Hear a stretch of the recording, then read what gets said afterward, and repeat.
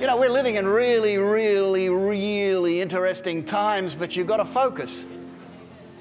If you're going to be a Christian, then you're going to have to focus on those things that concern Christians. If your focus is somewhere else, we're going to be in trouble. You know, the things that our eyes focus on and our ears hear, these are the things that lead us and direct us, and these are the things that guide us. In particular, try not to listen too much to stupid people.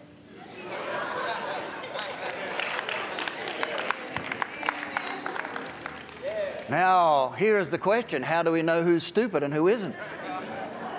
Depends on your level of understanding. To the ignorant, all things are fine. You know, the Apostle Paul, I tell you this quite often, it's rather interesting. He said, I would rather you didn't be ignorant, especially of the strategies of your adversary. Anybody who's going to win a battle has to know the characteristics of their enemies and understand the way they do things. Anybody goes in a boxing ring, they should study for quite a while to find out, you know, the characteristics, the way in which my opponent fights. And the Apostle Paul said, if you're going to learn to win against a spiritual adversary, then you have to understand his spiritual tactics. Amen. Amen. It's so whether you believe it or not, beloved.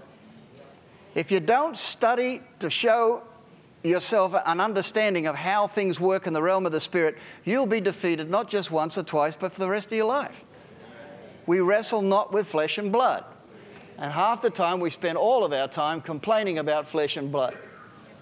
And the more it wears you down, the more the enemy is going to send stupid people across your path to pull you down.